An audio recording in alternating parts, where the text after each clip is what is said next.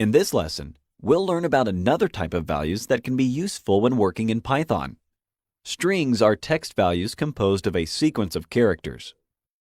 Let's see how we can create a string in practice. If we ask the machine to display the name George this way, we'll obtain an error message. Why? Because Python assumes George is the name of a variable to which we have assigned no value. Here's the magic trick that will correct this mistake. Let's type single quotation marks around the name George first. And now, let's type double quotation marks around it. You see the output values of these two inputs are the same. This is how Python displays text results if you don't use the print command. Should you use print, the output will be shown with no quotes. You'll be able to see plain text.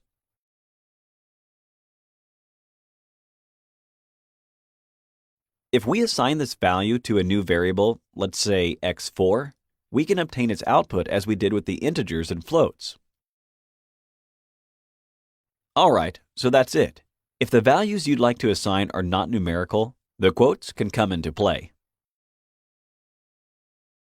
Assume the variable y is supposed to represent the number of dollars you have in your pocket.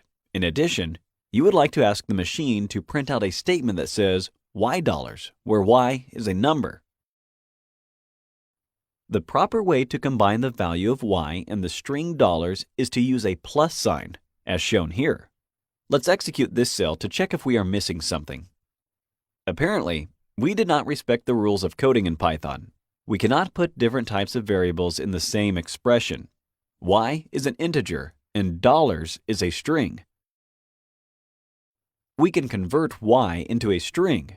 String, str, is the built-in function we need.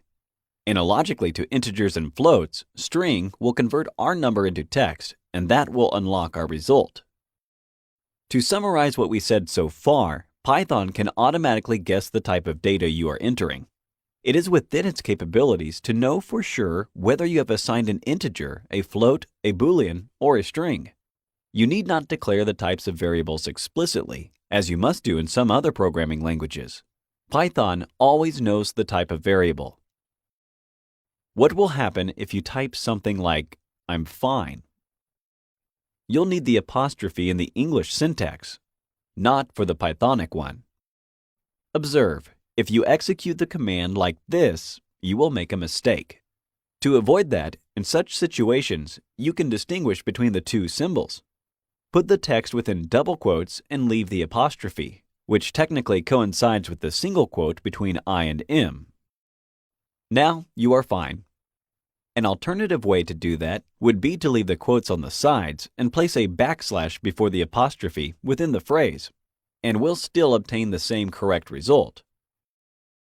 This backslash is called an escape character, as it changes the interpretation of characters immediately after it. And what if we wanted to state press enter, where we put enter within inverted commas? Same logic. The outer symbols must differ from the inner ones. Put single quotes on the sides, and you obtained the desired result. Finally, let's go through a few ways of stating values. Say you wish to print red car on the same line. If I write it like this, two words next to each other, separated by a blank space, I'll see them attached. One trick would be to put a blank space before the second apostrophe of the first word. Let's see. Nice. That looks like the desired result. Another technique would be to sort of add one of the strings to the other by typing in a plus sign between the two, just as we did with the $10 example a minute ago. Okay.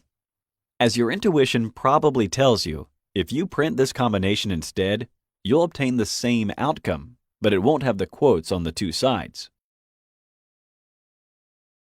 And here's a new trick. I'll type print red, and then I'll put a comma, which is called a trailing comma, and Python will print the next word, car, on the same line, separating the two words with a blank space. Shift plus enter. Great. Let's print the number 3 next to the number 5.